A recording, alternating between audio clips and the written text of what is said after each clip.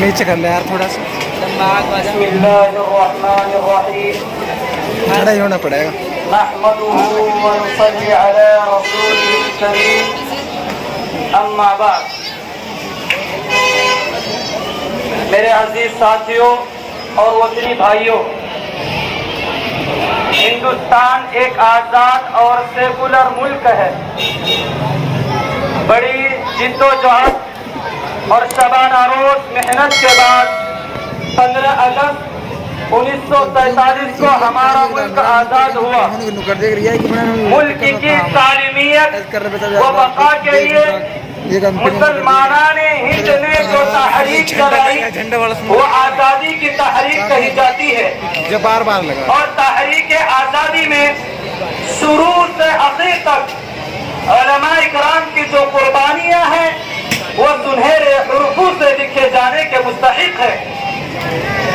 1830 عیسوی میں دہلی کے تخت و تاج کو کمزور کر کے سامراجی طاقت نے ایسٹ انڈیا کمپنی کی حکومت قائم کر دی اور برجستہ اعلان کر دیا کہ خلق خدا کی، ملک بادشاہ سلامت کا اور حکم بہادر کمپنی کا. یہ وہ اعلان تھا جس سے مسلمانان ہند کے رگوں میں جذبہ حریت کا خون دوڑنے لگا. ادھر 4 مئی 1799 عیسوی کو تحفظ ملک و ملت کے نام پر مرد خود آگاہ ٹیپو سلطان نے جام شہادت نوش کیا ہی تھا کہ اس موقع سے ایک بادشاہ لارڈ نے بڑے تکبرانہ شان کے ساتھ کہا تھا کہ آج سے ہندوستان ہمارا ہے. عزیزان محترم، ٹیپو سلطان کی شہادت اور انگریزوں کی برملا اعلان نے زبردست معرکہ حق و باطل برپا کر دیا، جس کے نتیجے میں علماء کرام کو بڑی ہزیمتوں کا سامنا کرنا پڑا. مگر بھائی ہمارے ان کے پاس استقامت میں ذرا سی بھی لغزش نہیں آئی. یہ وہ حالات تھے جن سے متاثر ہونا ایک فطری بات ہے. ملک کو محض غلامی سے بچانے کے لیے امام حریت سیدنا شاہ عبد العزیز محدث دہلوی رحمت اللہ علیہ نے جہاد آزادی کا فتویٰ دیا اور فرمایا کہ ہمارا ملک غلام ہو گیا ہے. غلامی کو مٹانا اور حصول آزادی کے لیے جد و جہد کرنا یہ ہمارا دینی فریضہ ہے. یہ کوئی اعلان تھا یا برقع بعمہ؟ یہ سنتے ہی سید احمد شہید رحمت اللہ علیہ کی قیادت میں علماء اکرام کا ایک وقت میدان عمل میں کود پڑا اور 1818 عیسوی میں امیر علی خان، رام پرساد چمن لال، جسونت راؤ ہول کمر کی فوج میں شامل ہو کر مہم کا آغاز کیا. ادھر سید احمد شہید رحمت اللہ علیہ ملک کا ہنگامی دورہ شروع کر دیا اور آنن و فارن ملک کے ہر ایک گوشے میں آزادی کی لہر دوڑا دی. اور 1824 عیسوی میں سرحد کے کنارے مورچہ لگا کر تقریباً 6 سال تک سید احمد شہید رحمت اللہ علیہ پوری مجاہدانہ شان کے ساتھ انگریزوں اور ان کے حریفوں سے ٹکراتے رہے. عزیزان محترم،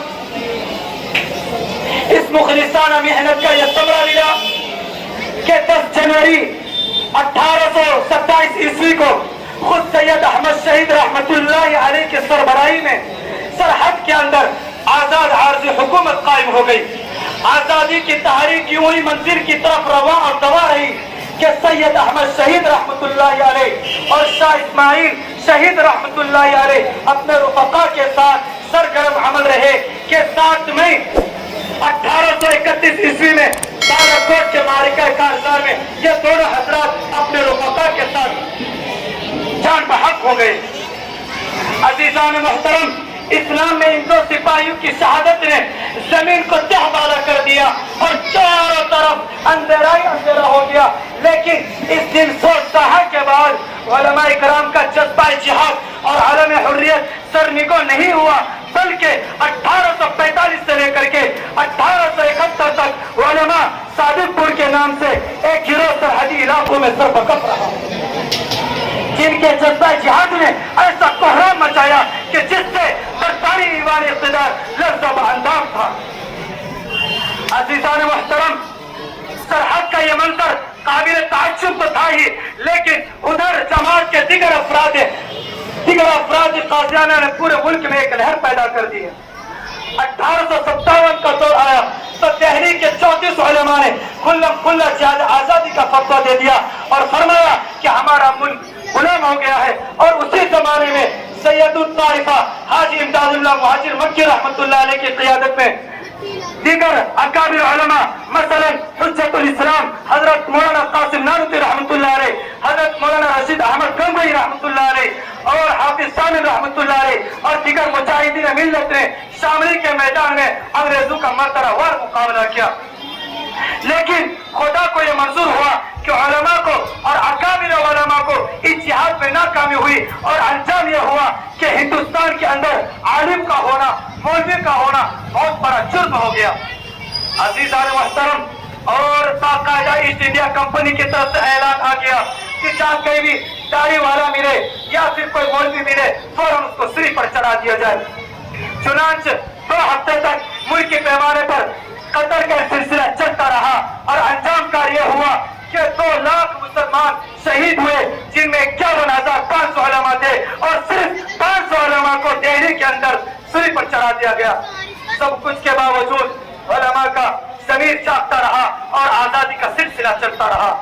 عزیزان محترم, 30 مئی 1866 عیسوی کو مجاہدین نے دیوبند کے اندر ایک مدرسے کی بنیاد ڈالی جس کے بانی حجت الاسلام حضرت مولانا قاسم نانوتوی رحمۃ اللہ علیہ اور حضرت مولانا رشید احمد گنگوئی رحمۃ اللہ علیہ ہے.